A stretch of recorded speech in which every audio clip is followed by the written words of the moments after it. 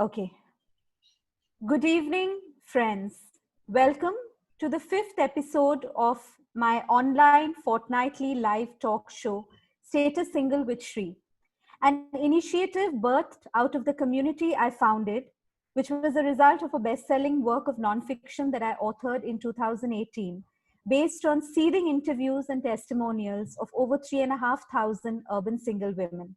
As you know now, in India, we are numbered at 74 million and only getting stronger as we speak.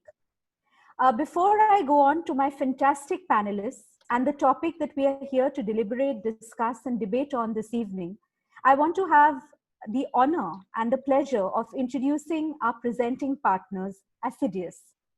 Assidious is a global leader in e-commerce and distribution. Their brands include a wide range of health and lifestyle products. One of their brands is Erotica, not Erotica, though I've written one myself called Sita's Curse, perhaps prophetic then. Erotica is a celebration of being who you are unapologetically. Be yourself, wear what you like, indulge in your health and sexual wellness. Celebrate yourself every day by just being you. Before we run a small video to show you the wonderful offerings of Assidious and Erotica, let me also share that Erotica and Assidious are helmed by a fabulous single woman, a single mother, and one of India's top entrepreneurs based in Bangalore, Dr. Som Datta. Som, thank you for partnering with me on this initiative, and we are all ready to watch your wonderful video before we start our evening's adda.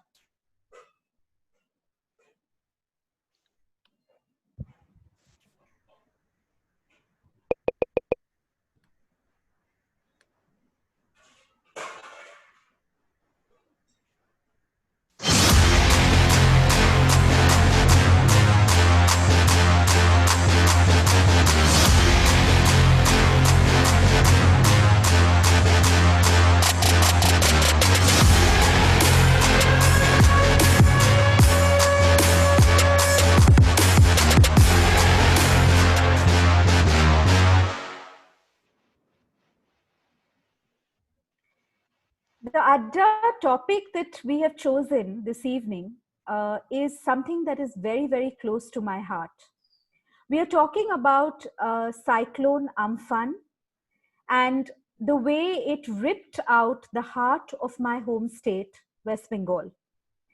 I'm going to, today I was just telling my panelists that today I'm going to be looking like one of those Doordarshan news readers because I have a thick pile of papers and news reports in my hand that I will be reading out from. Just to give you a sense of what this state and its people underwent on 21st May. And I'll tell you why I say this after I read out pure statistics. Causing over US $13 billion of damage, Amphan was also the costliest super cyclone ever recorded in the North Indian Ocean, surpassing the record held by Cyclone Nargis of 2008. 6 out of 23 districts in West Bengal were affected. Over 10 lakh homes were blown away.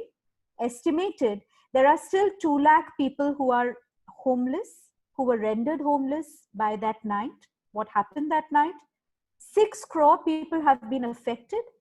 3 districts, East Midnapur, North and South Parganas, were gutted. Amphan's forecast track had placed 38.9 million people, 38.9 million people in India and Bangladesh at the risk of exposure to the storm's winds, according to the US Pacific Disaster Center. In the state, 14 million people went without power, some over 6 days, even in Calcutta. Some, in districts far-flung, remain without water and power still. Now, one of the reasons I read out these statistics, which I usually never do at the beginning of mostly these informal addas that we have under the ambit of Status Single with Shri, is when the cyclone hit us, I was appalled at the way people reacted to the cyclone. And I was, our electricity went off at about 4 o'clock.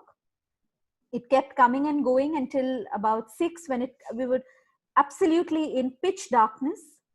Our rooms were flooded with water. Everywhere I looked, there was water, and we live on the 4th floor of a plush South Kolkata high rise. The windows were, clanking. My internet was going off and on, but friends were messaging me saying, scared, glass window with frame has blown away. And what I was doing is I was shooting videos, because I was getting requests from people heading online news platforms saying, how's the mausam? Are the winds really strong? Light aa gaya? Oh ho, super cyclone, not Alia, not Bulbul. These kind of reactions surprised me and made me even question that, was I prepared for the super cyclone that, sort of really turned my life and the lives of so many millions of others in West Bengal upside down? And that's why, the anger that I felt at many things that we will discuss, at many aspects of governance, the complete failure of the Calcutta Electric Supply Corporation, the tug of war between center and state, and poor innocent citizens, helpless, people as always being affected. Just the complete blanking out of this in national media, as if, we didn't exist on the map, till, of course, Prime Minister Modi decided to pay us an aerial visit 36 hours after the carnage. West Bengal Chief Minister Mamata Banerjee said the devastation was a bigger disaster than the COVID-19. And she, in a press conference, was, as many of you will remember, she was tapping her head. This is the Chief Minister of a state saying, Shorbonash hoye geche, shob shesh hoye geche, which translated means it's all over, it's doomsday. And she said, area after area has been ruined. I have experienced a war-like situation. We need help. Were those war cries, literally, be it by citizens, be it by the poor villagers who were already COVID hit, be it by intellectuals, be it like social media, Janta, be it like political activists? Were they really heard? Was anyone listening? And is anyone listening even now? That's the reason I have put together this show. It comes from a place of deep, I almost feel like I have failed towards my, towards my roots, towards my motherland. And joining me today are 5 diverse but extremely powerful voices from the city of Calcutta and from the state of West Bengal. I'm going to go on first and introduce you all individually as I ask questions. My first panelist, in no particular order of affection or importance, Professor Shombit Pal, should it be appropriate to call you that now? Yeah, I don't consider myself to be a professor as yet. Professor, yeah, as yet, journalist, media. Journalist. So yes, so Shombit is my comrade from media. Let's just put it at that. Right. And also married to a dear friend of mine who lives in Delhi. Shombit has transitioned, like many of us in the media have transitioned to more academic or more independent or more activist spaces. And today he teaches at the IIMC Dhenkanal. Shombit, you have covered state politics. You have covered the Alia, as you will, of course, share in your own words. And you have been one of the few journalists who I think had his, the ears to the ground. Because, print and electronic media, and I'm going to, put the thing sharply on electronic media, the nature of the beast has completely changed, right? Let's just put it at that.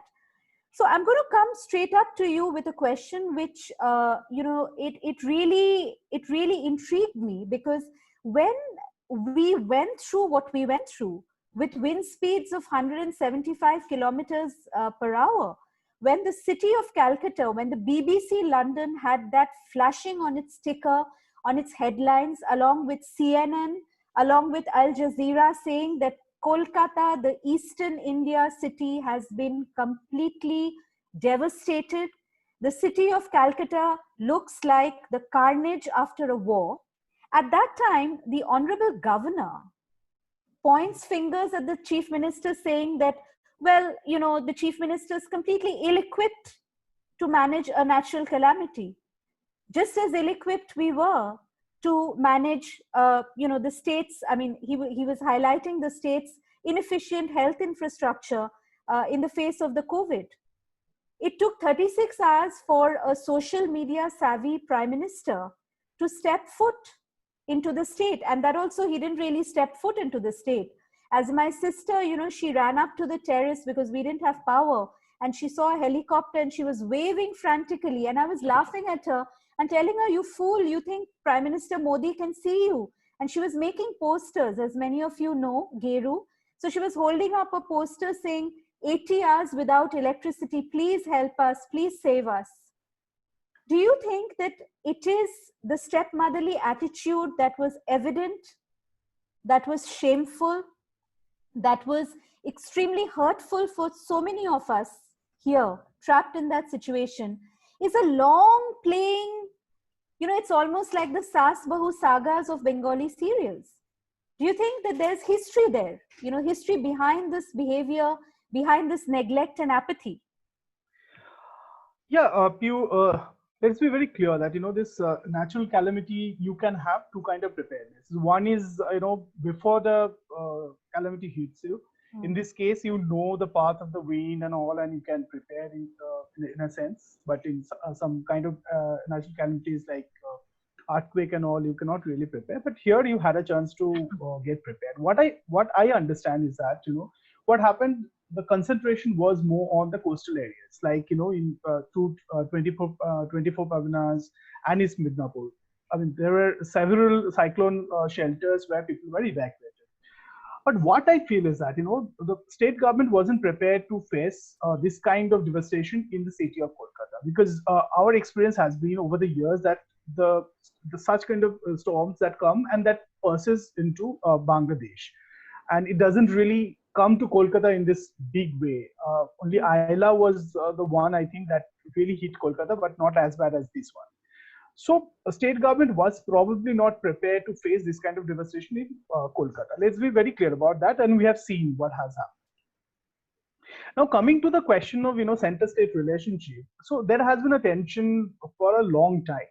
And, chief minister of our state didn't want to meet the prime minister at one point of time. There were a lot of, tweets between these two political parties governing center and the state.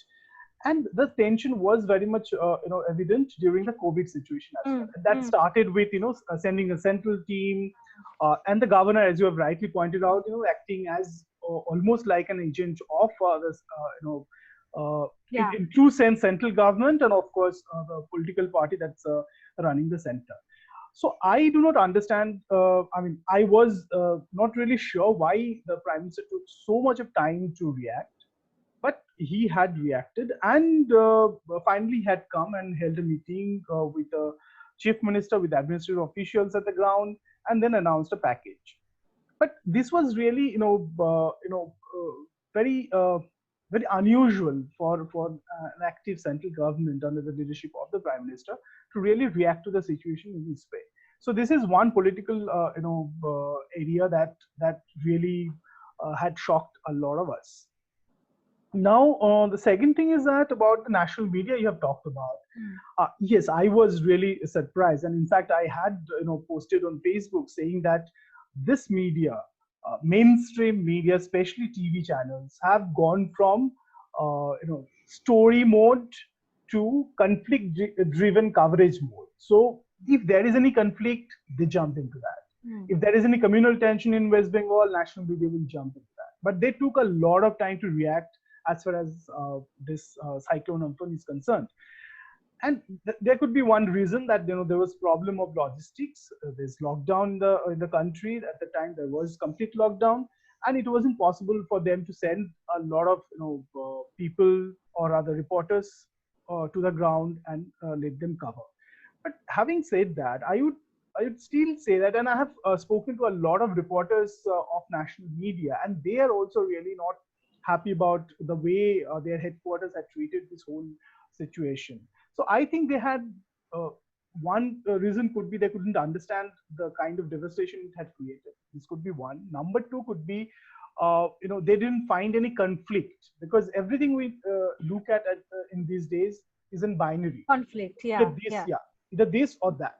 So they probably couldn't find that kind of binary, and that's why they were discussing this buses going to Uttar Pradesh, whether Priyanka Vadra would send that bus or whether Yogi Adityanath would allow that bus or not. So they were counting the buses as it was posted on social media widely, and Ram Mandir and other issues.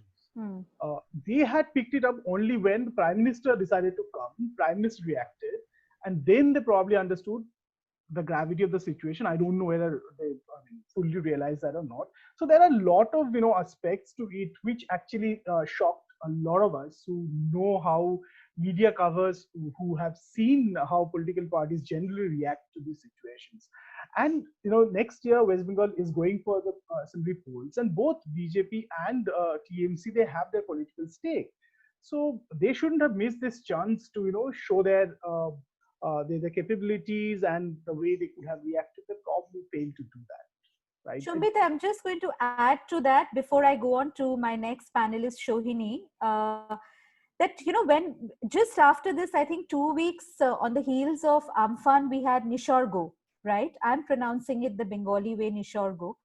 And when I was watching the news, in fact, I'm not very active on Twitter, but on Facebook, where I have a large following, I was writing really sort of violently about this at one point. That about 4 days before Nishargo, every headline said, Mumbaikars brace for this. Celebrities were tweeting about this, and people were, they were saying the NRDF, NDRF, it's been already deployed. The fire brigades are on, they're all waiting. The meteorological survey had more people staffed in. And you've covered the Alia, and you were telling us about how so many people from your former channel Times Now, which was then headed by a very different Arnab Goswami, if I may say so on record, he sent how many reporters? So, it's almost like, Maharashtra, Bangalore, Delhi, of course, even if, there's a sneeze over there, it kind of becomes like a huge, and there's this Amphan size, what do I say, this blanking out of news when it comes to a super cyclone. I just read out what the Pacific Disaster Management had warned. This is 15 days before the cyclone even had a landfall. So you can't say that media was not prepared, right? Yeah, exactly. In fact, I think I was telling you the other day that in 2013 I was covering Phylline in Odisha. Yeah, Phylline. Yeah. So before the cyclone hit, already 4 reporters were there. I was there at the eye of the, in Gopalpur, where the storm was supposed to hit.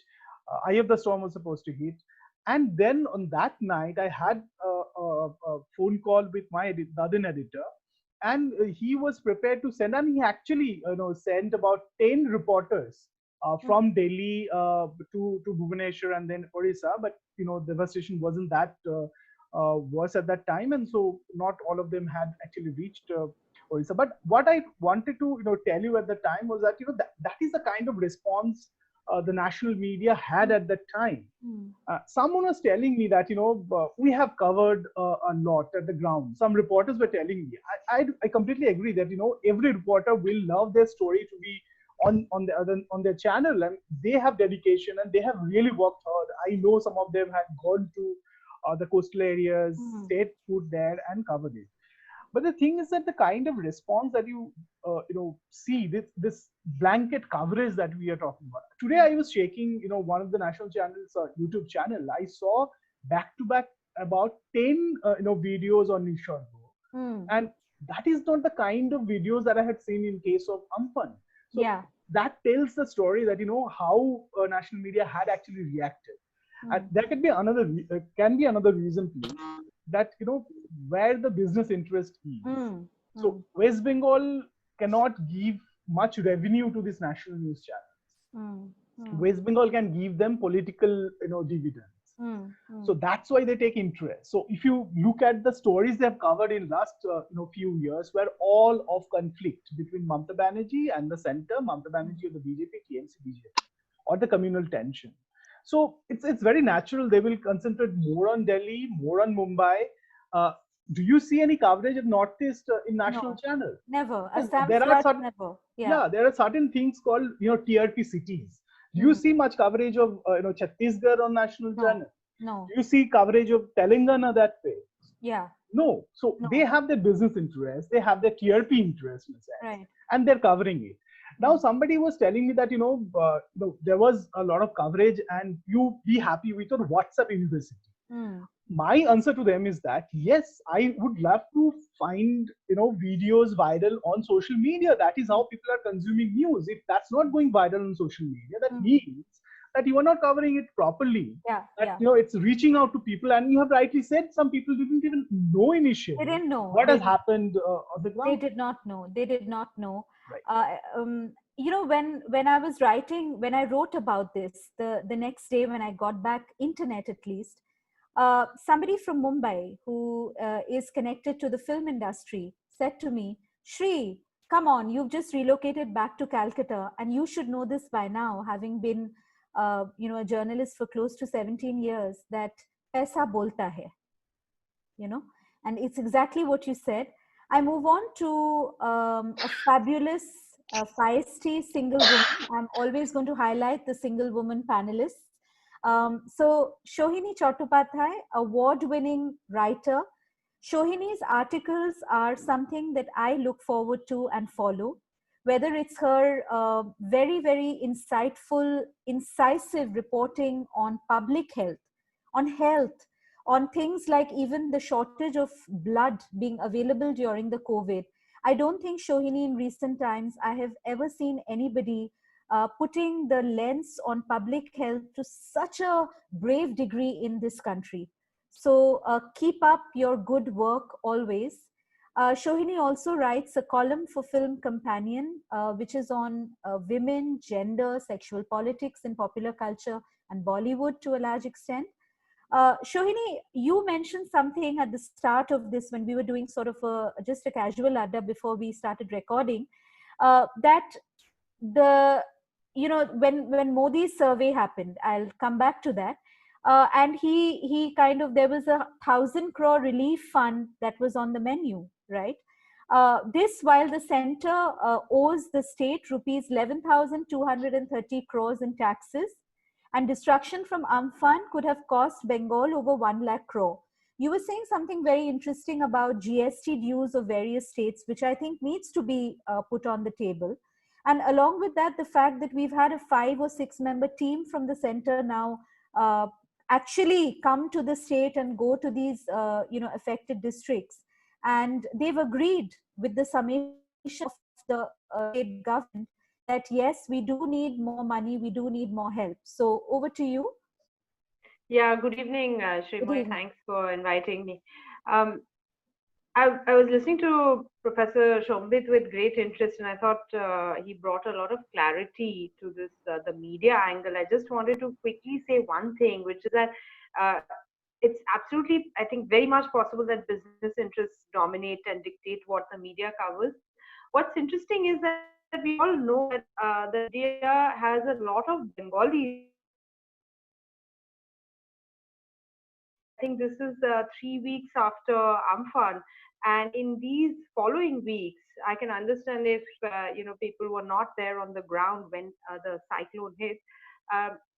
People have not, the big legacy media, what we call print media and TV channels, have not really followed up, and this despite senior editorial positions having a lot of Bengalis. As you said, even if there's a traffic jam in New Delhi, it's a story, because the editors are probably having difficulty going to the office. Yeah. Coming to your question on the dues and on GST, first of all, it's a technical thing. When we move from VAT to GST, in 2017.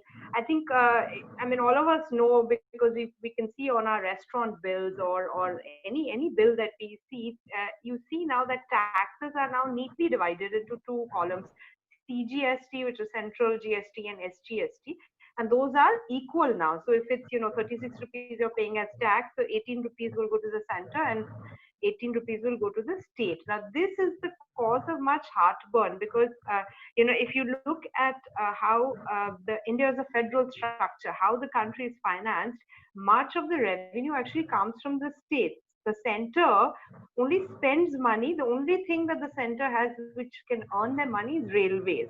But otherwise, the center takes taxes from the states.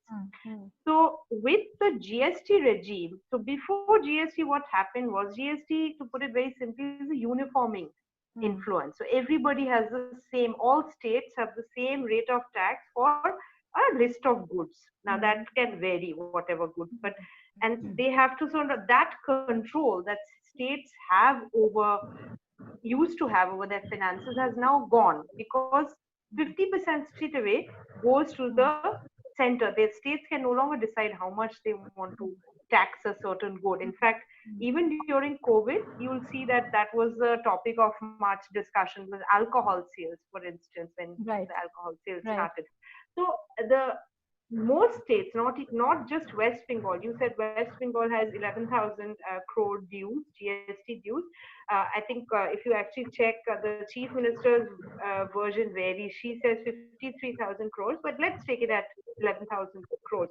Most states in the Indian Union now say that the center has not paid them the GST dues, because it goes directly to the center. You're supposed to pay 50% back. So that has already put all these states in a difficult position, because they don't have revenue. Now, coming to the other question that you asked about relief announced specifically for Amphan. Now, Mamata Banerjee, the chief minister, had announced straight away that it was 1 lakh crore. And you could think, this is a back of the envelope calculation. And when Prime Minister Modi had visited for his aerial helicopter visit, then he had offered 1,000 crore.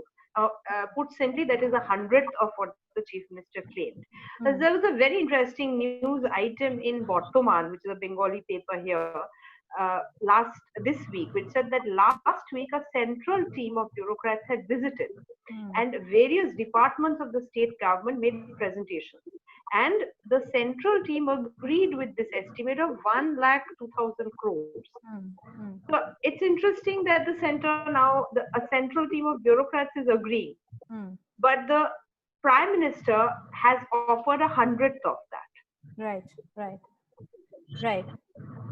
So I'm going to, come back to you for our, I think, we both share the angst, like many of the citizens of this city, on this electric supply.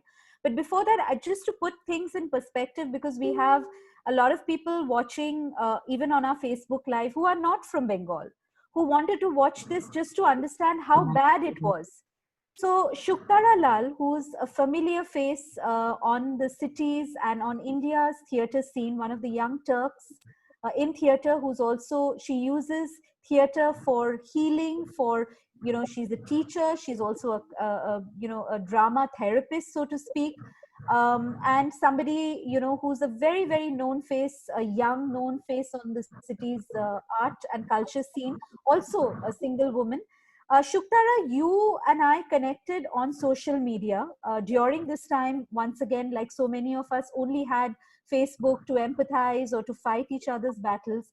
And I was reading, the accounts of suffering, and you were writing about not just you and your family, which would obviously include your parents, but you were also writing about the sufferings of your neighbors, and most of whom are, like you were telling us the other day, practically senior citizens, which is the case with most of Calcutta. Like a friend in Bangalore often jokes that you live in a pensioner's paradise now. Well, I don't know if it's paradise or not, probably paradise lost, but yeah, Shuktara, tell us about those days without power, without water, and the struggles. So just to give clarity, and this is where what you were saying, Srimoy, right at the beginning, was one of the things that made me very angry, both going into the cyclone and in the aftermath of the days and the weeks to come, is that there was this sense of not taking it very seriously outside of Kolkata. So for some, it was a sense of, oh, it must be quite romantic to have these dark clouds. Rain, Mausam. And also that, you know, what's the big deal, basically? It's just a cyclone, you will be safe. But I mean, I think I speak for everybody in Kolkata that it would have, that the media, at least the local media, the Bangla media, did not mince words about the fact that it would be quite dangerous. And media being what it is, particularly television media, you can always obviously go the other extreme of sensationalizing something. But one of the things to pay attention to, I think, is that even in that sensationalizing, there was that core requirement of the need to take it seriously. So that was, and I think therefore that was for residents in Kolkata, I can't obviously, you know, make a generalized statement, but I think most residents would not have taken it lightly. So it was definitely frustrating for me and other people I know to see that sense of levity that was being, with which the cyclone was being treated. Now, with regard to Lake Gardens, and I will speak first in relationship to our experiences, as in my parents and me. I have been living with my parents since lockdown. So through the cyclone, I have also I have been living with them in Lake Gardens. This is this is a familial house. My grandfather built it. So it's not a. It was built in 1960-ish. Maybe a few years before that. So it's not a very old house, but it's not a very young, quote unquote, house either. So in the first hour itself, and this is within the first hour of the cyclone, 4 of our trees fell. And immediately the electricity went for all of us on that lane. Along with that, what happened was the trees were falling, not just our trees, but trees in general were obviously falling on the wires. And lampposts then fell too. So and I'm not exaggerating over here, every few minutes we would be seeing the transformers exploding, the wires bursting out into fire. And I'm not just talking about, you know, flames and things like that. They were actually balls of fire. So, and I have never experienced anything like this. And I think this is something that was the experience of a lot of residents in the city, particularly in areas which are green areas where there are quite a few trees. Because as all of you might be aware, but in case I'm speaking over here for people who live outside of Kolkata, in Kolkata, electric wires are overground. They're not underground.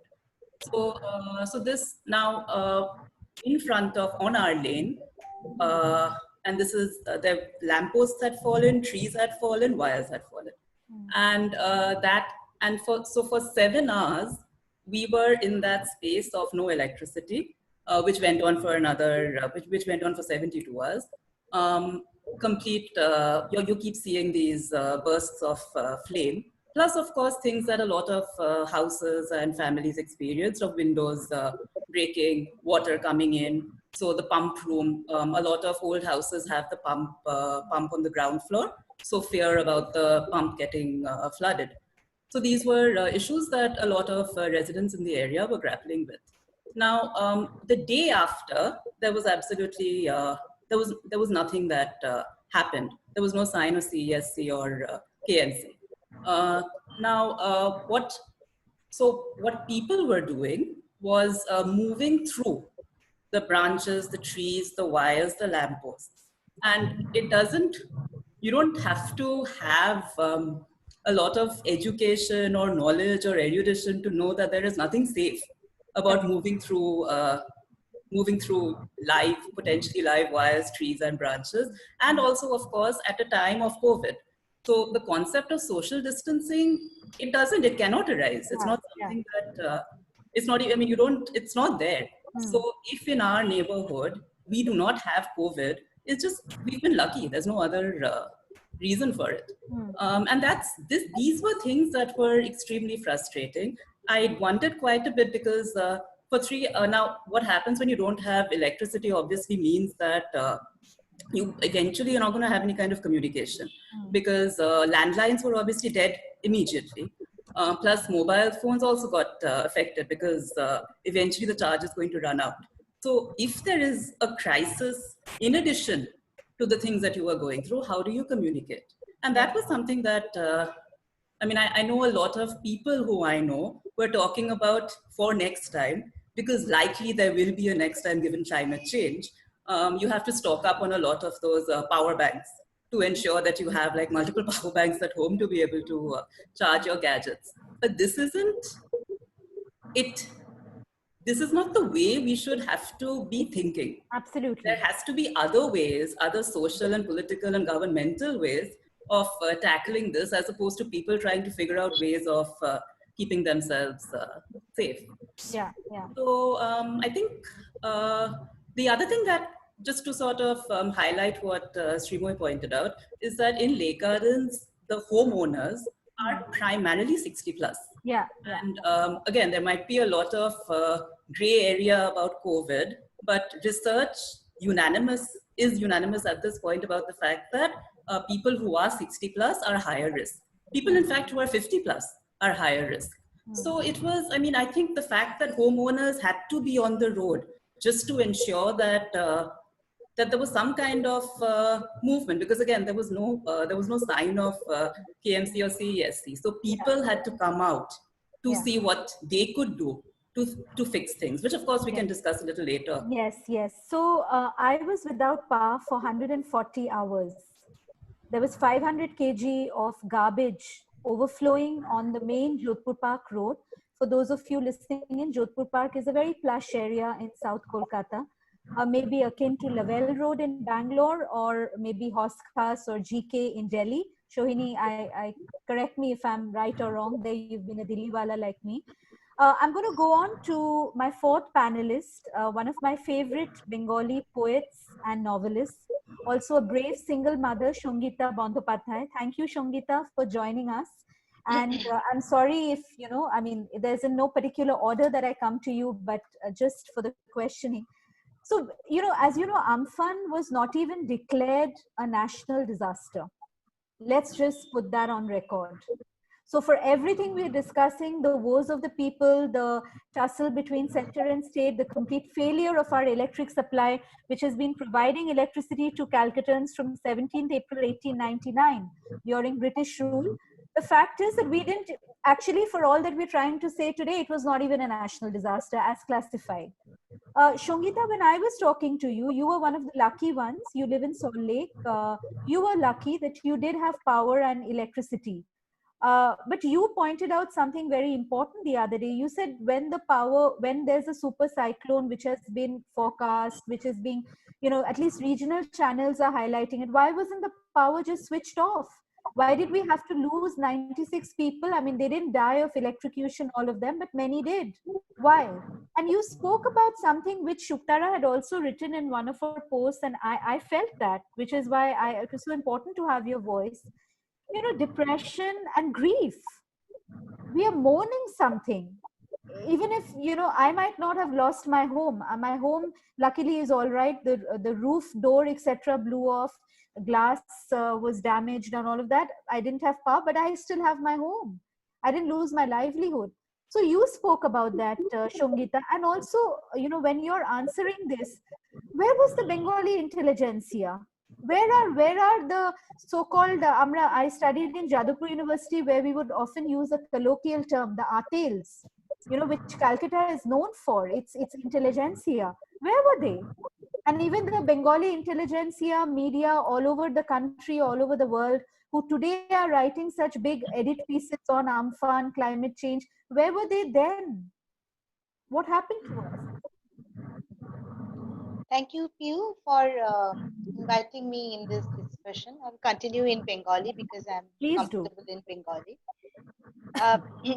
যেটা হচ্ছে যে Amphan যখন সত্যি এসে পড়লো, সেই সময় আমার এখানে বাড়িতে চারপাশে প্রচুর কাঁচ, এবং আমি জীবনে কোনোদিনও এই জিনিসটা মানে দেখিনি যে এরকম ভাবে সমস্ত কিছু শেক করছে। আর আমাদের অনেক নিচে আরো কাঁচ আছে, সম্পূর্ণ ফ্রেম শুদ্ধ বড় যে কাঁচের এগুলো দেয়ালগুলো, সেগুলো ফ্রেম শুদ্ধ বেরিয়ে গেছে। আর এখানে জানলাগুলো দেখে মনে হচ্ছে যে যে কোনো মুহূর্তে এগুলো সমস্ত ভেঙে বেরিয়ে যাবে। তো সেই ট্রমাটা প্রায় রাত 10টা অবধি এটা চলেছিল, এবং তখন আমি দেখছিলাম যে ফেসবুকে সবাই বলাবলি করছে যেটা আবার ফিরে আসবে, একটা আই আছে, তারপর আবার একটা টেল আছে, and there were lot of discussions, scary discussion. তো তারপরে যখন ওই ট্রমাটা আমার মানে বেশ 2 দিন তো ওই ট্রমাটা ছিলই, যেটা আমি নিজে ফেস করেছি, কেননা আমার মনে হচ্ছিল যে এগুলো হলে আমি এগুলোকে সামলাতে পারবো না। পরের দিন দেখলাম যে আমাদের এখানে প্রচুর গাছ পড়ে গেছে, প্রচুর পাখি মরে গেছে, অনেক কিছু ডিস্ট্রাকশন হয়েছে, কিন্তু আমাদের লাইটও চলে এসেছিল, জল বা এসব নিয়ে কোনো রকম অসুবিধা হয়। সমস্যা যেটা হলো সেটা হচ্ছে সোশ্যাল মিডিয়াতে আমি টুইটারে অ্যাক্টিভ নই, ইনস্টাগ্রামে অ্যাক্টিভ নই, আমি ফেসবুকেই যা অ্যাক্টিভ। তখন যখন দেখতে পেলাম যে আসলে কি হয়েছে, যেটার কোনো হদিশই আমি এখানে বসে, আমি রাজারহাটে থাকি, এখানে একটা খুব বড় গেটেড কমপ্লেক্সে থাকি, আমি আসলে কোনো কিছু বুঝতেই পারিনি, অ্যাপার্ট ফ্রম ওই মোমেন্টারি ফিয়ারটা ছাড়া আমি আসলে কিছু বুঝতেই পারিনি যে বেঙ্গলে অ্যাকচুয়ালি কত বড় একটা ভয়ঙ্কর ঘটনা ঘটে গেছে। এবং খুব রাইটলি মমতা বন্দ্যোপাধ্যায়ের ওই সময়ের যে মানে রিয়াকশনটা, যে সর্বনাশ হয়ে গেছে, হ্যাঁ, তো should have been a very pure reaction from her, যে সত্যি সত্যি সমস্ত কোস্টাল এরিয়া, ভেতরে ভেতরে গ্রামগুলো, এবং সবচেয়ে দুঃখের কথা হচ্ছে এত বড় একটা স্টেটেও আজ অব্দি আমরা একটা কলকাতার মতো আর দ্বিতীয় কোনো সিটি নেই। পশ্চিমবঙ্গে একটাই সিটি, সেটা তো হওয়া উচিত, একটাই এরকম বড় সিটি, আরো একটা দুটো বড় সিটি তো হওয়া উচিত, কিন্তু এত বছরে হয়নি। পশ্চিমবঙ্গে এই একটাই বড় সিটি, অথচ কেননা আমি এটা অ্যাডমিনিস্ট্রেটিভ দিক থেকে বলছি, যত বেশি সিটি থাকবে তত অনেক রেসপন্সিবিলিটিস, গভর্নেন্সের আরো অনেক কিছু থাকে। এই একটা সিটি, সেটার যা অবস্থা হয়েছিল, গাছ পড়ে, ইলেকট্রিক ওয়্যার ছিঁড়ে পড়ে, এগুলো সমস্ত বার্স্ট করে, সেগুলো অবশ্য এখানেও দু একটা হয়েছে, যেটা শতরূপা বললেন আর কি, আগুনের বলের মতো, হ্যাঁ, দু একটা, ওগুলো কি যেন বলে একটা। তো তারপরে ফেসবুকে যখন একটু একটু করে দেখতে পেলাম, তখন সত্যি আমার একটা ডিপ ডিপ্রেশন হয়েছিল, আমি এটা বলতে চাই। কেননা আমি এরকম একটা স্টেটে নেই, হ্যাঁ, তো সেখানে বসে খুব অসহায় লাগে। এবং আমি এটা তোমাকে বলেছিলাম পিউ, যে এই অসহায়তাটা সারা জীবন ধরে যেন একটা কার্সের মতো আমার বা আমার মতো অনেকের সঙ্গে লেগে আছে। সেটা হচ্ছে আমরা একটু প্রিভিলেজড, আমরা একটু ভালোভাবে খেতে পড়তে পেয়েছি, আমরা একটু পড়াশোনার সুযোগ পেয়েছি, একটু ওয়েল টু ডু পরিবারে জন্মেছি, কিন্তু আমরা সারা জীবনই নিজেদের এই ভালো থাকারটাকে সত্যি সত্যি আজকে একটা পরিণত বয়সে গিয়ে আমার মনে হয় যে সত্যি আমি কতটা এনজয় করতে পেরেছি নিজের এই ভালো থাকাটা, কারণ সারাক্ষণই আমার একটা বিবেক যন্ত্রণা হয়েছে। আমি দেখেছি যে এত মানুষ চারপাশে এত খারাপ থাকে, এত খারাপ অবস্থায় থাকে, যে নিজের ভালো থাকাটাকে, আর সত্যি বলতে একটা সেনসিটিভ মানুষের পক্ষে এটাকে জাস্ট চোখ বন্ধ করে আমি তো ভালো আছি এটা সম্ভব নয়। ফলে আমরা একরকম ভালোও থাকি আর একরকম যন্ত্রণার মধ্যেও থাকি, কিন্তু এটা তো আর ইন্ডিভিজুয়াল ক্যাপাসিটিতে এই চেঞ্জ গুলো আনা সম্ভব নয়। যেমন আমার মনে হয় যে আমার একটা বেসিক জিনিসের কথা খুব মনে হয়, যে দেখো গরিব মানুষের এখানে এত সাফারিংস এত বেশি, একটা যে কোনো একটা সভ্যতায় একটা মিনিমাম ওয়েজেস থাকে, একটা আওয়ারলি মিনিমাম ওয়েজেস থাকে। আমাদের দেশে আজকে এত বছর পরেও আওয়ারলি ঘন্টা প্রতি মিনিমাম যে ওয়েজেস তা কিন্তু কারোর জন্য নেই, বিশেষত আনঅর্গানাইজড সেক্টর গুলোতে। এটা কিন্তু একটা মানে আমরা যা নিয়ে কথা বলছি এই মুহূর্তে পিউ, এগুলো কিন্তু তার বেসিক জায়গাগুলো। সেগুলো হলেই কিন্তু সে অনেক মানুষের অনেক সাফারিংস অনেক কমে আসে, কিন্তু সেটা কখনো হয় না কি। এবং এই যে মানে গভর্নেন্সের এত ফল্ট, প্রথমত এত বড় একটা যে ডিজাস্টার হতে চলেছে, হয়তো সেটার জন্য প্রিপারেশন ছিল না, আই আন্ডারস্ট্যান্ড। কিন্তু কতগুলো বিষয়ে আমার মনে হলো যে, যেমন আমাদের শহর কলকাতার ক্ষেত্রে স্পেশালি আমার মনে হয় মানে ইগনোরেন্ট একটা ভাব। যেমন তুমি বলছিলে যে যাদবপুর অঞ্চলের মতো একটা অতি পুরনো একটা অংশে সেখানে মাত্র 3টে সিঁড়িওয়ালা গাড়ি, এটা তো হতে পারে না যে এত বড় একটা ঘটনা ঘটে যাওয়ার পর এই ধরনের কথাবার্তা।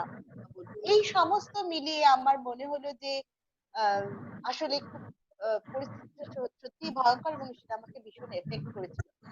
কিন্তু আমার একটা পজিটিভ জিনিসও আমার যেটা মনে হয়েছে সেটা হচ্ছে যে মানুষ খুব মানে আম জনতা অনেক ভূমিকা নিয়েছে, রিলিফ পৌঁছেছে ওই অবস্থার মধ্যে। দেখো কোভিড এর কারণে আমার তো মনে হয়েছিল, আমার চারপাশটা দেখে মনে হয়েছিল যে এই সময় তো কেউ কাউকে সাহায্য করতে বেরোবে না।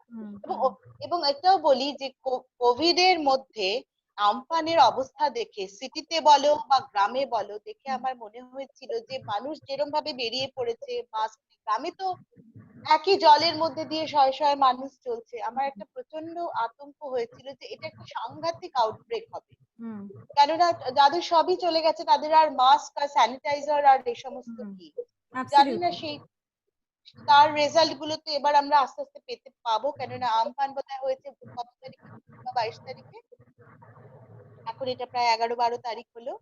তো ওই 14-15 দিনের পরের যে এগুলো সেগুলো আমরা আস্তে আস্তে বুঝতে পারবো যে আমফান কিভাবে কোভিড কে এফেক্ট করেছে। তো তারপরেও আমি দেখেছি প্রচুর সংগঠন বা ব্যক্তিগত উদ্যোগেও মানুষ খুব কিন্তু এটা তো একটা মানে ক্রাউড ফান্ডিং করে তো আর এরকম ভাবে সভ্যতা চালানো যায় না। ক্রাউড ফান্ডিং করে তো একটা স্টেটের এমার্জেন্সি সিচুয়েশন চালানো যায় না। সঙ্গীতা, আমার খুব আই লাইক এটা, আমার খুব ভালো লাগলো what you said. This is a very important point, যে ক্রাউড ফান্ডিং করে তো স্টেট চালানো যায় না। And I will come back to you because তুমি যে রিলিফের কথা বলেছিল, that is an important part of the show, but because we are also have to keep the time. Please. I'm going to go to Bappaditya Bishwas, Bappada, as I've known him for many years now. Somebody who is, I can say, credited with taking the weaves, the fantastic and once forgotten Jamdani, কত রকম মানে বেগমপুরি, তোমাদের আবির sari, বাইলুম, which woman who likes to adorn herself in saris doesn't own or doesn't aspire to own a bailum. Bappada, I think taking on from what Shongita is saying about the horrific sufferings of people, jara joler moddhe diye through that saline water, what are we going to tell them about social distancing, masks, maintaining this kind of distance from one another? Do they even want to live? And I ask you this because one of the reasons for me to want you so much on this show was the fantastic work that you've poured yourself into, not just as a employer, but as a proud Bangali and as a heartbroken Bangali, like many of us on this panel are. And tell us about the weaving of the Bonbibi Shari and your experiences as narrated by the weavers of Sundarbans, which I think has been worse hit. Even Alia wasn't this bad, if I'm not wrong. Yeah, I think the day the Amphan struck us in Calcutta and the whole of Bengal, the next 2 days we had no internet, nothing, and I was desperately trying to contact all the craftsmen and women that I work with in all the various regions of Bengal because it was hit, especially the southern Bengal. Yeah. And I could get through after 1 or 2 days. I could get through Fulia and Nodia and Shantipur and all that, and they were quite okay. I mean, it was not as bad. But I was really worried about Sundarban because that is where I knew the major disaster had struck. And finally, after like 4 or 5 days, I got through one for a momentarily, and I just got to know that they're all safe. I mean, no one has lost their lives. They were safely taken to the shelter that the government had built. But what was horrifying is when they came back from the shelter, and what they saw is they saw no homes. They were all washed away. It was just a barren piece of land. And I work in various districts of Sundarban, 2, 3, and one is where the Bonbipi started. And I wrote on my Facebook page about Bagini Mashi, which became, people, really felt for her. But when I was talking to her and she was describing to me the night of the Amphan, the time of the Amphan when the Amphan actually made the landfall, Bhagini Mashi had last 2, 3 years working with us. She had, and with the government help of the housing scheme, they got to get some money. And just 2 years back, I think she had built up a concrete house. All the others houses in the village are mostly either mud or thatched. So on that time when the thing struck, forgetting all about COVID, forgetting all about social distancing, just as what we're talking about, there were 100 people who took shelter in our house. And she said, আমার কাছে খালি ইয়ে ছিল মুড়ি, সারা রাত আমরা 100 জন এই বাড়ির মধ্যে মুড়ি একমুঠ করে খেয়ে আমরা সবাই ছিলাম, বাট অ্যাটলিস্ট আমি সবাইকে জায়গা দিতে পেরেছি, মানে that was our consolence. So civil society definitely has come forward and done whatever. Of course, the government has done its bits, but the government, I don't think, has been able to penetrate into every sphere and every level. But what has happened is the civil society, not only people from privileged background, but also local people who are there with whatever little bit of, like today I was in another part of Sundarban in Rai Digi, where the person who looks after our embroidery, he said, I've been feeding people for the last so many days. I've already spent like 17,000 rupees from my own pocket, but these are the women who have been working for me. So I can't just see them go hungry, or I just can't see them go homeless. So everybody has contributed in their own way to help society move on and try and be safe in some form or the other. So while it's wonderful to discuss these initiatives, Shohini, I'm going to come to you and talk about the one man who hasn't really, he's, I think, taken social distancing to another paradigm, Mr. Sanjeev Goenka. So much so that he's not even there on Twitter. He's completely distant from us socially and virtually. In 2015, on September 5th, you published a very, very in-depth investigative piece in an online news portal, Scroll, where you wrote about the protest against power tariffs. You wrote about a people's movement against power hike and the arrest of 51 people.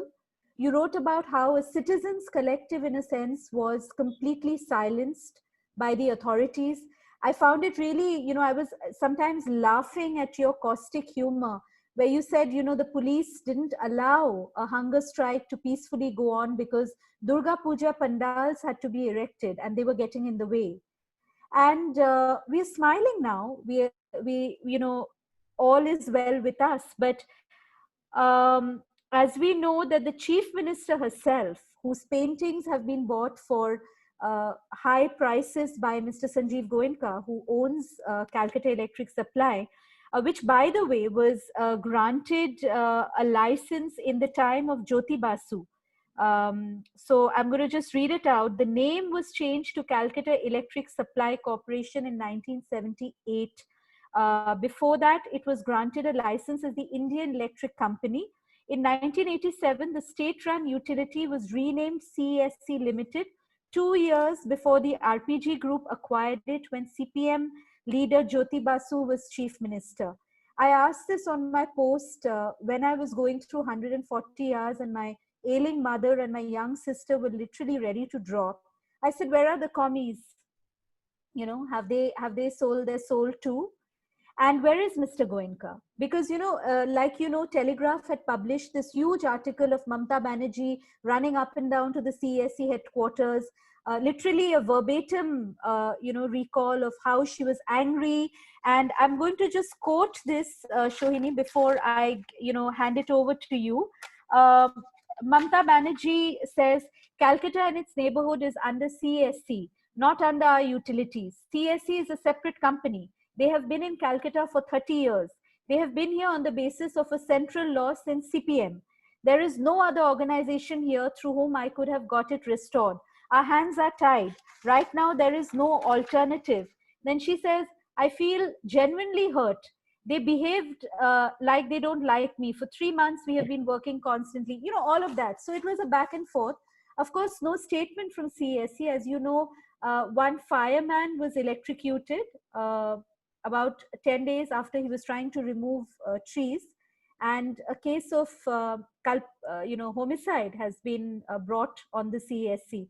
Clearly, the Chief Minister and Mr. Sanjeev Goenka, who was considered to be very close ally of the government, seem to have fallen out, or is it just a sham and a show? What is it?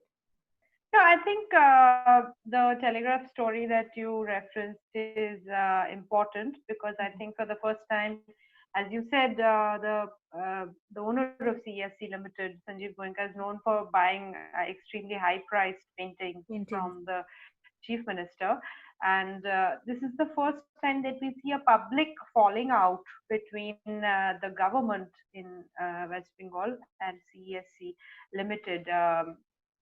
You were mentioning the fireman's death. So there's been a criminal case filed by the Kolkata police against CESC Limited, and the mayor of Calcutta, Bobby Hakim, Firad Hakim, has also spoken out publicly against. So this is an important movement, and it's important to say that it probably signifies, in the light of the coming election in 2021, the state assembly election, that this is a shift from the Trinamool to the BJP, most likely. As you know, I used to work for a magazine called Open, which is owned by Sanjeev Goenka's company. And while we were there, the magazine had a very public turnaround from being a liberal space to being a Hindutva mouthpiece, a mouthpiece for Prime Minister Modi. So that was in the sense, that was like the national picture. Now, of course, in the state, the chief minister has fired cylinders. You asked about where are the commies. So there was actually a DYFI protest. So DYFI is the students' wing of the one of the communist parties, because there's so many of them. It's a left front, as you know. There was actually a protest on the 6th day after the cyclone, when power was still not restored in certain parts of the city. I believe Behala, the locality, was especially hit. Yes. And it's an interesting locality because we know Behala Boy is the former captain of the Indian cricket team, Sourav Ganguly. And he put up some really nice videos of the family restoring their mango tree. But we didn't really hear much about Behala. And I think we were chatting a little bit before, and we know that he is widely expected to be the chief ministerial candidate. Yeah. But even if he's not the chief ministerial candidate, he is the president of the BCCI. He is close to his colleague there, is Jai Shah, which is Home Minister Amit Shah's son. Now, what's interesting about the DYFI protest is that the only platform on which it was carried was Anandabajar. The English language news media didn't carry it. And this media silence on CSE I find very interesting, because the media naturally asks a lot of questions to the politicians, as it should. But what do we do? It's an interesting question, and maybe Shombit can help me out with this. What do citizens do when, ours is increasingly a society which is dominated by market forces? So we have public utility services like power, and now we see this across India and all the big cities being provided by private companies. So when a private firm fails in the basic responsibility of providing public, the other problem with CSE was not just that one can understand that it's a super cyclone, things are not in order, but they were not picking up calls. No. Consumers, you yourself might have experienced it. Yes. They were not responding to calls. And one of the things we say about private is private players are more responsive than states. Now, as it happened, I live in Salt Lake, where the utility is the West Bengal State Board. We actually got power sooner than the CSE. We didn't get any responsiveness when we called, but you sort of, I'm not absolving them, but you sort of expect states and governments in bureaucracy in India to keep the phone off the line. But private, and how do we as citizens rise up and question these practices? You pointed out very, very sharply that there was an ad in a major national daily from CSE after 2 weeks or after 12 days. I've been following CSE's Twitter feed, and it's full of videos of consumers, quote unquote, thankful consumers saying, "Thank you, CSE, for restoring our power."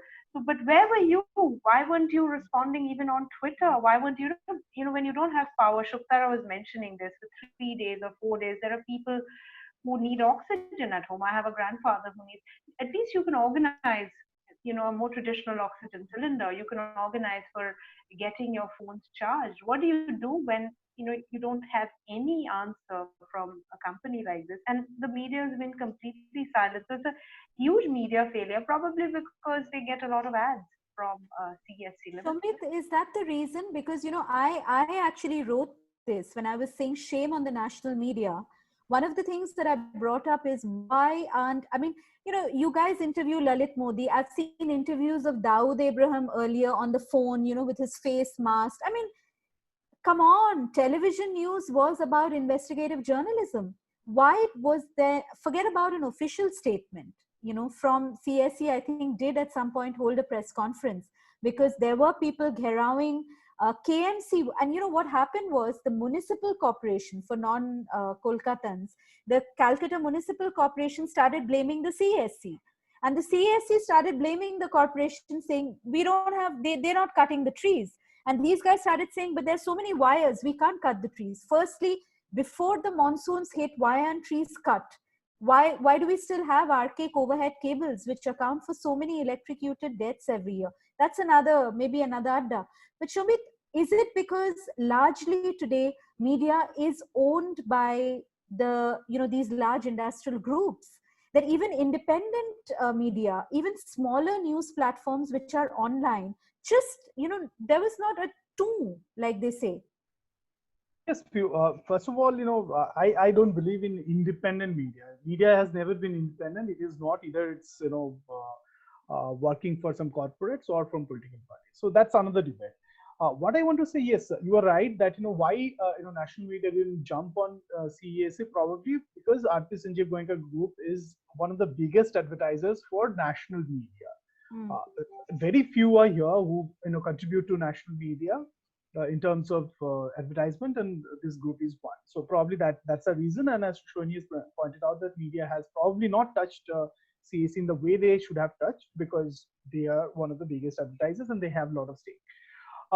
About the CSE, I would like to say that they were not prepared for this. Let's be very clear, like the government. So this blame game continues, that someone is blaming this KMC, and they're blaming CSE.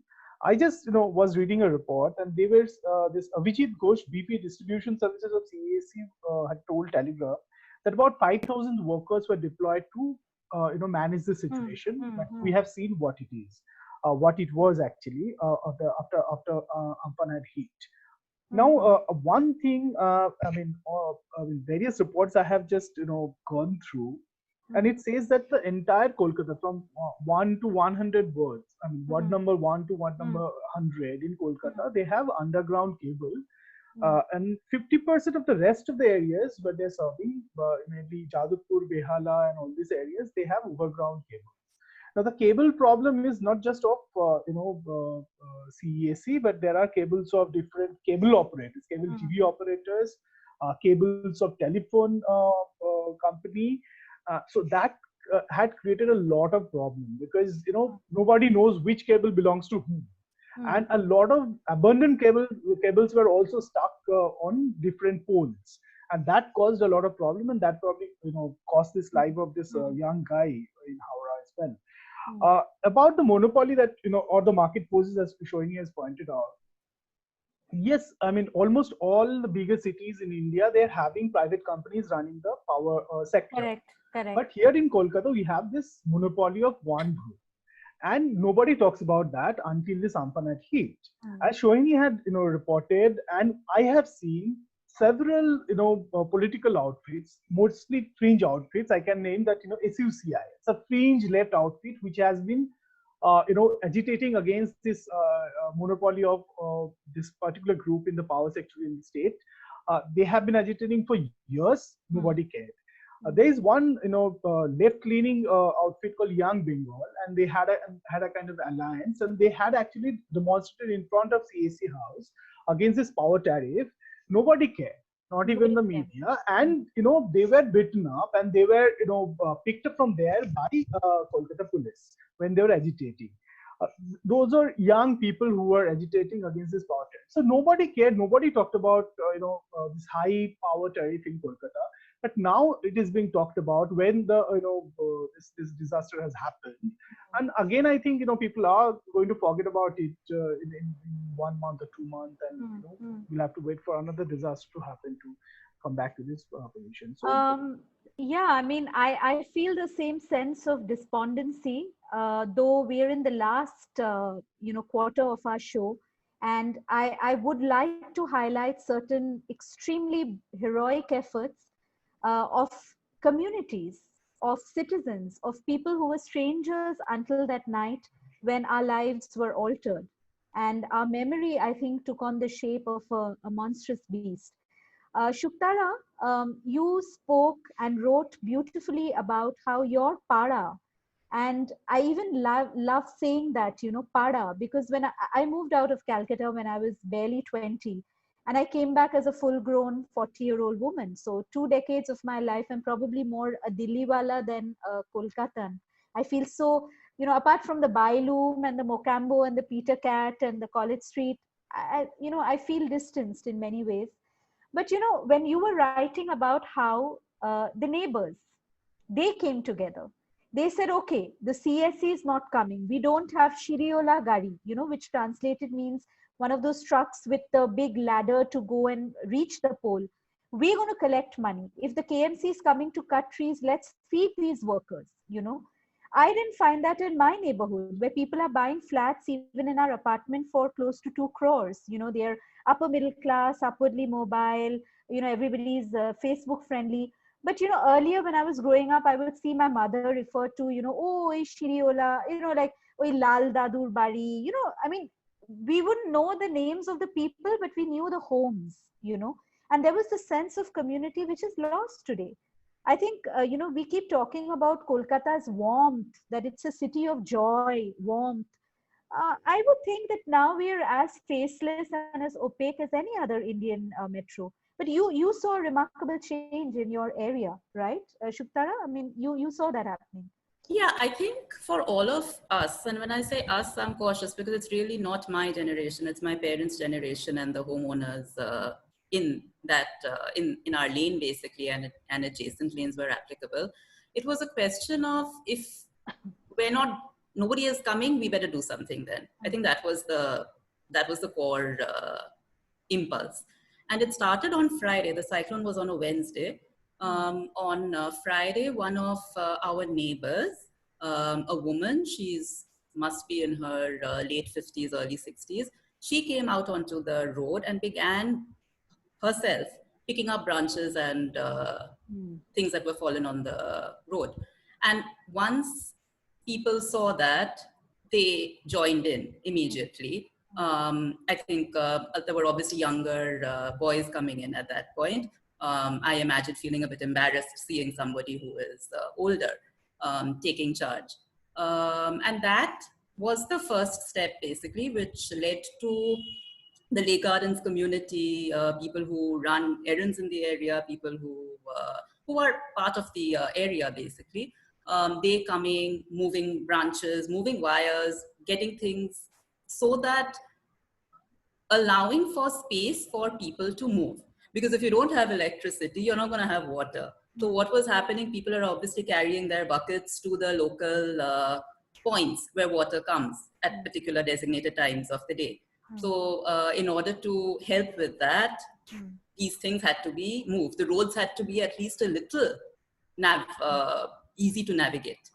And along with that, another thing that happened was generators were rented by the lane. So one generator would go to one house and then it would be passed on to another house so that you could basically put on your pump in to see whether you could get the water at that time, because the water comes for a very particular time, as anybody in the city will know. So obviously it was still, this is all just people trying to do things, trying to take charge of something when you're not getting any kind of support from authority. So obviously it wasn't a foolproof system, because if say water supply is coming for 1 to 2 hours, there will be, when a generator is being passed on, it's not like every house on that lane is going to be able to get the generator in time for the pump to be put on. So it was, I mean, I think I'm grateful that my parents had people, you know, in their age group who were rallying around. But I don't think this is the way it should be. I feel like I said that before also, I'm saying that again, because there's something significantly problematic in that, you know, in thinking that, okay, so there were a bunch of people who are 60 plus who were on the road trying to make sure things were moving. It should not be that way. And of course, it should not be that way at a time like this, given the risks of COVID. There were funny things happening also, because a lot of people obviously needed to charge their phones. I mentioned this in my Facebook post. So there were local stores which were taking 10 rupees for an hour to charge your phone. So that obviously was becoming quite popular for a lot of people. There were lines over there, lines again. All right. So I'm smiling now because there's been some distance, but there was nothing funny about it when it was it's not happening. Funny. Yeah. And even now, I have to say this, that even today, there was a KMC bulldozer removing branches. So we've had branches and trees still today in Lake Gardens, which are being removed now. So in fact, I wanted to check with Shohini and Sambit and Srimoy also, you might know, because I was wondering when we did get power, so that was, I guess, 3 days later, I was just checking to see what CESC was saying. And I found that they had this online presence. And I was just curious, did they at all, was there anything that they put up in print media? Because when you don't have electricity or net, you can only rely on the print news. So we were relying on, you know, whatever newspapers we subscribed to during those 3 days. So was there anything that they sort of issued, like a notice in terms of... Nothing. You're raising your hand. Yeah. Right. Just a very small point. You know, in this kind of disaster, this is natural in a sense that, you know, there will be no power for some time, and it may take some time to, you know, restore the power. Because in case of Odisha, which is always praised for their, you know, disaster management, it took about 10-12 days to restore power in Bhubaneswar, the city of Bhubaneswar. And Puri was completely devastated. It took months. Now, what Shuktara has rightly pointed out, that, you know, where was this human face of CSC, that they could have come and, you know, at least say that, okay, we are trying, we are sorry. Yeah, exactly. something like that should have been there. And why should a chief minister, go there and visit their office and hold them accountable? So Shalini, you're trying to say something, yeah? Yeah, just one quick word to say, there was nothing in the print media. The first we heard from CSE was the chief minister going to the office, and poor thing, she also didn't get any response from them. The first print thing was the ad that you rightly pointed to.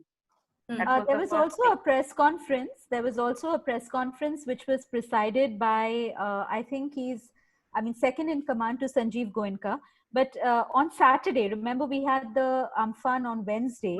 Saturday, Mamta said in Nobanno, only CSC know. And she said they, Ora Jane, which translated means only they know.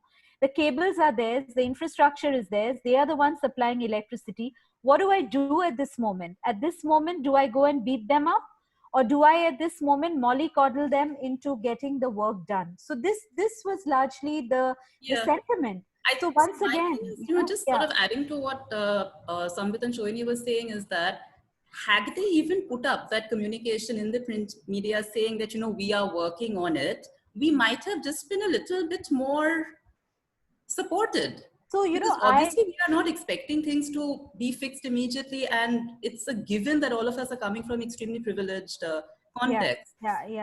Along with that, I have to just say one more thing, like in terms of, community support. There was this organization which is doing wonderful work in Kolkata to replant trees called Nature Mates. So they helped save 2 of our trees because they were sort of half fallen, and the KMC would obviously have just uprooted them. So Nature Mates came in and did the work to just replant it, and now we see whether it can grow. Right. But this is just by way of telling you that it was people who were helping each other out. Yeah. So, we're in the last sort of 15 minutes of the show, and Shongita, I want to ask you something. I wrote about this on my post, and Bapada, to you too, if you can internalize the question, and then I'll take short closing comments from everyone. Who was the real Bangali? I wrote a post which went viral, which said, will the real Bengali please stand up? And I ask you this because, in a sense, we are the artists. We are the voices of sanity and protest and doing the right thing, right? Like today, I'm seeing a lot of, advertisements in Times of India, Amitabh Ghosh, Saurabh Ganguly, Raj Chakraborty saying we are going to do this Tollywood thing and raise money. But, those 5 days, I'll be very honest with all of you and those watching, I felt like nobody cares a shit. And I'm sorry to use unparliamentary language on my show. This is how I felt. And I blamed myself. I said, when I lived in Delhi, when I worked as a fancy editor, when I was in Mumbai, heading Bombay Times, was I also guilty of this? Just looking away. Because I've left my roots. I don't, Calcutta doesn't pay my bills. I'm not going to get a job there. So, Calcutta is great for nostalgia. But amader sathe ki keu chilo? Or was it just a fancy, flimsy hashtag, stand for Bengal, when nobody stood with Bengal at that time? Shongita, over to you. Nobody stood with Bengal.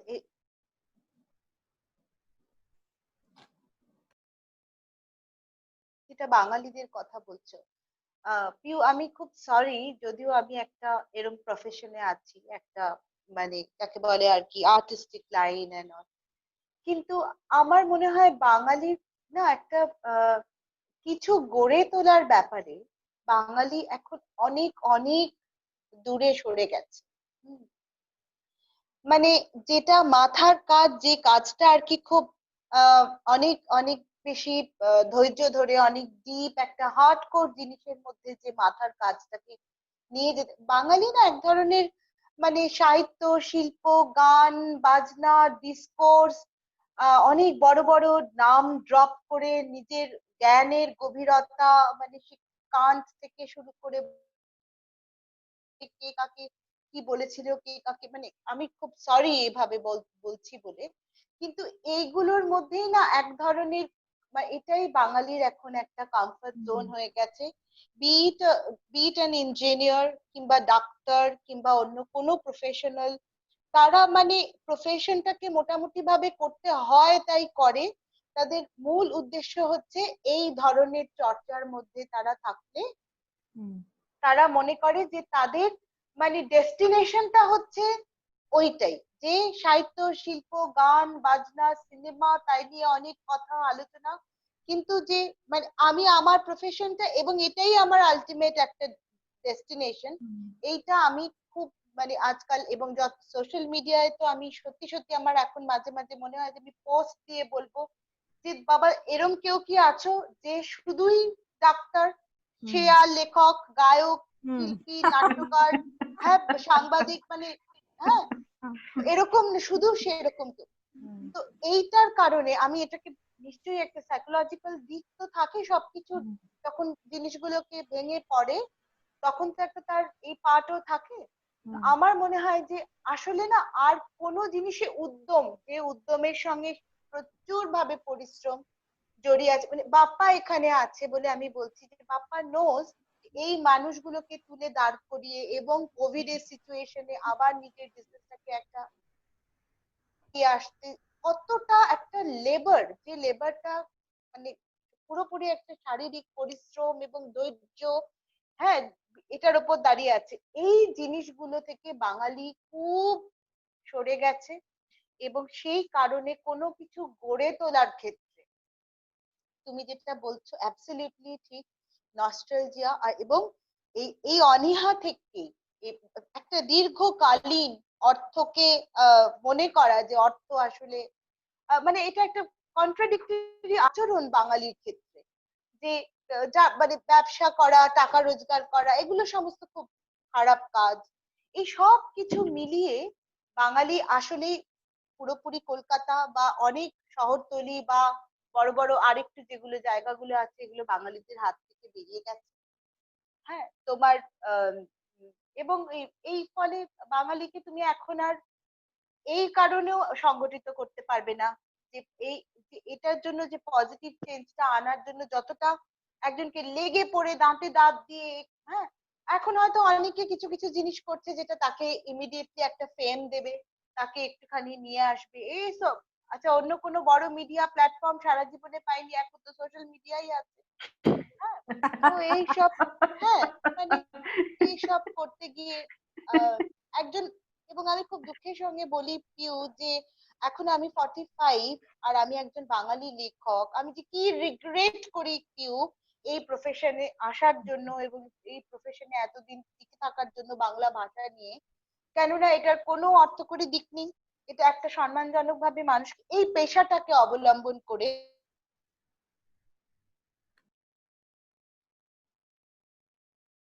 অর্থকরী দিক নেই, industry যে কোনো জিনিসেরই একটা industrial একটা জায়গা থাকে, উৎপাদন এবং ব্যবসা লাভ এই সমস্ত কিছু সরে গেছে। বাঙালি এখন মোটামুটি ওই মানে এর ভেতরেই কতগুলো ওঠায় নামায় করে ওই নস্টালজিয়া আর এইসব খুব একটা গঠনমূলক ব্যাপারে। I agree with you, Shongita. I would request those who are watching this. I don't think I have the words to translate Shongita Bandhopadhyay. Please read her works translated into English by a lot of publishers. She's published widely in English. Sometimes I think Shongita is actually an English novelist. But Bappada, I come to you, and we are almost at the close of our Adda. You've done remarkable work in the Sundarbans, and you've done it not just, as I'm saying, as an employer, but as a person who had to support and help others. And Shongita, I differ with you here when you say that Bengalis, of course, we are a creative culture, just like the Malayalis or the Keralites, for instance. But if you see Bengalis in other states, like, my presenting partner is Assidious, which is helmed by a top, woman entrepreneur. Shomdatta and me were having a chat after the Amphan, where she said that, how she had tried to set up shop in Kolkata, and she could not do anything because of the horrendous work culture, government policy, which was not conducive to industry. So I think Bangalira, jokhon they leave the state, they work their butts off. and they are in engineering professions, in finance, in marketing, in all other professions. But I am questioning this Bengali character of standing up for the community, whatever might be your profession, whether you're an engineer, you're a doctor, you're an artist, you're a poet, whatever might be. So Bappada, amake bolo, tumi to, you have gone into the hinterland of Bengal, where whether you're Bappaditya Biswas or Shombit or Shrimoy or Shongita, it doesn't matter. For those people, you are just bringing hope and help. How has it been really from ground zero? I think I'd like to conclude um, on that picture, because really, as Shongita and all of us are saying, we are so privileged. I was outraging for 140 hours of power when certain districts, the CSE has already given a kind of a sweeping statement that you will not have power for 2 months. And as Shombit said, when the cyclone hit Orissa, Puri didn't have power for almost a month, and interior of Orissa as well. But in a situation where migrant workers have returned to their villages, in a situation যেখানে মানুষ আর কলকাতায় আসতে পারছে না, তাদের আর পালানোর জায়গা নেই. What about the tigers of Sundarban, Bappada? What about the crocodiles? What about the trees we've lost, the birds? Who's counting those lives? I think I agree to a lot what Shongita just said about the general Bengali. I would say it's more like we have become very complacent and very average and mediocre in our thought process. If things around us are okay, we feel it's okay. We never go beyond to see what actually especially the grassroots, as you said, like no one really cares a shit. When in year 2000, when me and Rumi we walked into the first Jamdani village in Nodia, we saw looms were being dismantled and being sold off as firewood, and no one really cared a shit. So that really moved us, and we thought that these skilled artisans, if they do not have the power to have their livelihood made out from their own hands, I mean, how pathetic it can be that you can't sell your goods and you can't make a decent and a living with dignity. So that that was the move. I don't know whether it's a movement or not, but that was something which really moved both of us, and we decided that if we, like as textile designers, both of us, we could have started our business anywhere. I mean, Delhi and Bombay probably would have been the best choice in terms of market, but we chose Calcutta. We chose Bengal because we felt that yes, this is where we should probably start our work. And why? Because we feel that every craftsman, every craftswoman has the ability to live their life with dignity with their own hands. I mean, creating with their own hands, and that's how our journey started. And coming to 2020 with the Amphan, and we saw a replay of the same thing, because first it was the COVID lockdown which really killed the market. The artisans had no work. We were already thinking in terms of how to, really stand with them and help them. And then the Amphan started, and it was just a disaster. It was back to the ground zero, back again. And there were weeks when I thought that, where do I start to pick things up again? I mean, there's no place. I mean, everything is shattered, broken. But here I would like to differ again. It was when I just wrote it wasn't an appeal or anything. I just wrote it in my Facebook, in the Bailum Facebook page. And you won't imagine, there were Bengalis, Bengalis from all over the country, even abroad, Bengalis, they were texting me, writing to me, is there a way we can help? They wanted to send money. Obviously, we can't take money because we're a profit-making, we're a business organization. So we said that, okay, if you all want, you can pay us in kind, like you can give sanitary napkins, or you can give biscuits, or, we made a list. And you won't imagine, people were buying things on Amazon and sending it to us, and we waited for a week. And there was a huge amount of things which we could take and, to Sundarbans and give it to them. So there are two sides. We really can't generalize that way. And what you said about no one is really talking about the animal life. Like in Sundarbans, as you said, they have the nylon net Tiger covering fence, yeah. the tiger fence of the tiger. Like in Sundarbans, the Bonbibi area where we work, every year during the monsoons, there is a week or two when they can't come over because there's either a crocodile that is coming to their village, so the forest department has warned them, please don't come out, or tiger is strayed in. So they are always in such close counter with the the animal kingdom there. And today the life, I think we are all talking about the lives and livelihood, but actually we don't know actually what has happened to the wildlife in the Sundarban forest area that has been the first landfall of this destructive cyclone. Absolutely. So yeah, life is a paradox, I would say. Yeah, life is a paradox. I think the Bengali race is a paradox, if I may say this, because while we are expressing our cynicism, maybe a sense of collective failure as a community at some level, we've also produced the maximum Nobel laureates. We've also had some, such brave freedom fighters, such young freedom fighters. I remember my grandfather used to tell me stories of Mashtadda and Khudiram, and Khudiram's beautiful song, just before he was hung, Akbar Biday De Ma Ghure Ashi. He wanted to go back to his village. He wanted to touch his mother's feet, and he wanted to just see her once again before he gave up his life for his other mother, his country, India. I wish I could continue this, Adda. There are so many questions. There's so much angst and anger still remaining in me. But I have to bring it to a close. We're past 8 o'clock. Our time was still 7:45. And we have people watching. And, there's somebody who said, Mr. Saurav, who's commented that Bangalira নিজেদের মধ্যে বাংলায় কম কথা বলে ইংলিশে বেশি নিজের সাহিত্য কম পড়ে ইংলিশ সাহিত্য বেশি পড়ে and is it our সাহিত্যই পড়ে না is it our cosmopolitanism, is it our exposure to anglicized schools and culture? Just yesterday I was discussing with a friend, I'm just wrapping it up, but I was just discussing with a friend, we were talking about lockdown dinner menus, and she said, have you noticed in Bengali families when we were growing up, every dinner used to be concluded with a custard or a pudding or some kind of a cake. Remember the tea cakes? At tea time, the sponge cake would be cut along with tea.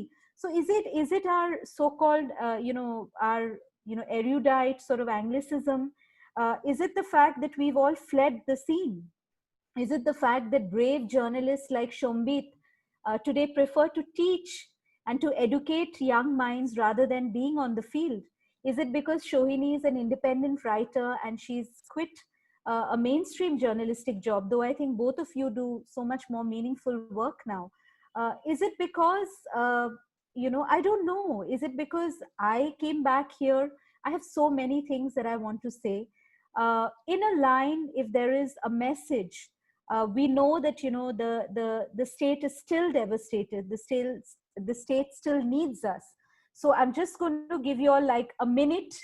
I'm sorry to be like a headmistress, but we're really short of time.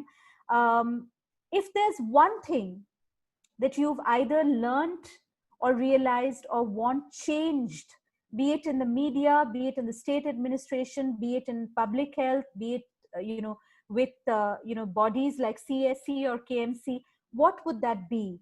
And what is the future of Bangla? As Shombit said, we're looking at assembly elections. So many of us actually even come back, like Shohini and me have actually come back to our state.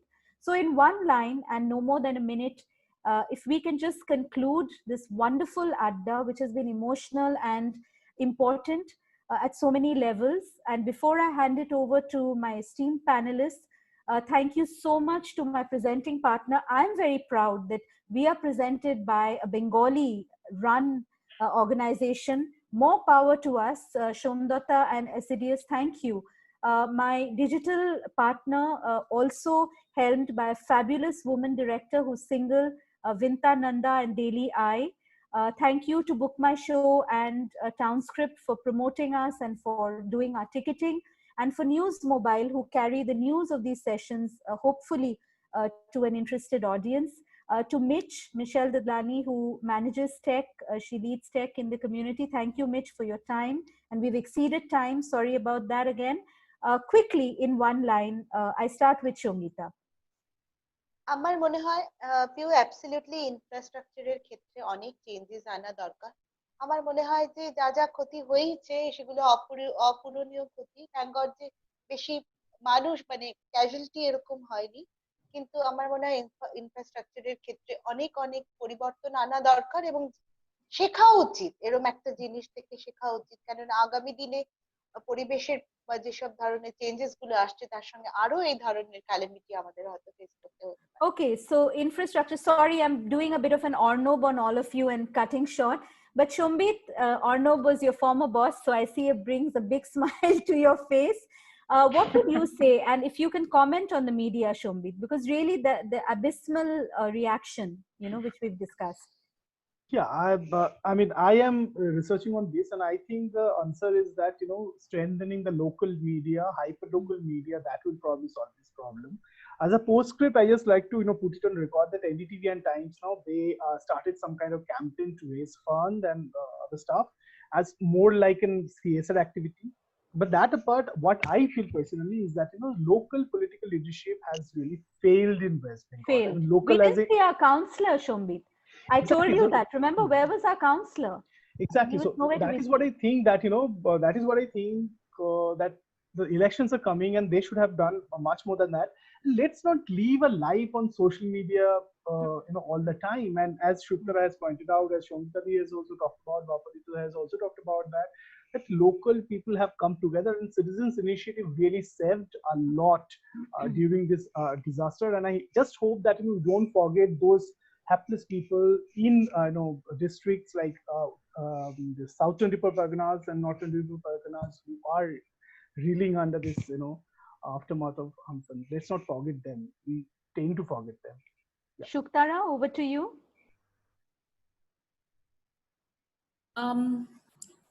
This is difficult. I think, well, two things. One is perhaps my desire is that every single one of us becomes more accountable the way my neighbor was. She went onto the road and she started things. Mm-hmm. So I think if every single one of us in the city has that, then there can be, then obviously there will be differences. Along with that, to people who are watching, if you are from outside of Kolkata, there are lots of organizations doing very, very important work in West Bengal right now, relief work. Donate. All of us in Kolkata are donating. We really, really, really hope that people outside of Kolkata will donate as well. Thank you. Shohini? I think we need to be more demanding citizens, and we need to, not move on, keep asking questions, not just criticize the state government, but also ask DSC, where were you? You're organizing fashion shows at Quest or, online webinars. Give answers. And, it's wonderful that everybody's been crowdfunding. We need to remember that government is the original form of crowdfunding. They're not doing this work out of, their own money. That money is our taxes. So, we should be asking for accountability for that money. We don't need to go out and crowdfund. Bappada? Absolutely. Yeah, I what I'll tell you is what I've learned probably from this is what I've learned from the grassroots is immense resilience. I mean, the way to stand back up again on their feet and have a smile. And I think that is what because after the COVID and the Amphan, when it struck, I was really down because I couldn't, like I told you, I didn't know where to pick it up from. But when I actually went there, met them, sat with them, spoke to them, I started feeling better because they gave me back that confidence. Yeah, life will go on. So in one line, I could say Tagore's Ekla Chalo Re is probably what I take from this. Absolutely. Thank you, all of you, for your time, for your emotional and your professional sort of views on the Amphan, which, as I said, has altered our lives irrevocably, I found a beautiful poem, and I'm just going to take a minute more because it feels wrong to end this show speaking English when I should be speaking in my beautiful mother tongue. বন্ধুত্ব মানে কাছে থাকা নয়, পাশে থাকার নাম বন্ধুত্ব। মিথ্যে বলে মন ভোলানো নয়, সত্যি বলে সাহস জোগানোর নাম বন্ধুত্ব। ভুল দেখে সরে যাওয়া নয়, ভুল শুধরে দিয়ে ভালোবাসার নাম বন্ধুত্ব। সময়ের সাথে পাল্টে যাওয়া নয়, সময়কে পাল্টা জবাব দেওয়ার নাম বন্ধুত্ব। Let's hope we can give a befitting answer to time and be each other's friends, be each other's communities, not just on social media, but as proud Bengalis, whether we live in Bengal or whether we found and sought greener pastures. Thank you so much for a scintillating and powerful show of Status Single with Shri, born out of my community of brave single women warriors. 3 of you are on the show tonight. Thank you so much, all of you. And our next show is on 26 June, where we are talking about pride and prejudice and celebrating the beautiful month of June and the wonderful and diverse LGBTQI community. So stay tuned for that, and good evening, Shubharatri. Thank you. Thank you.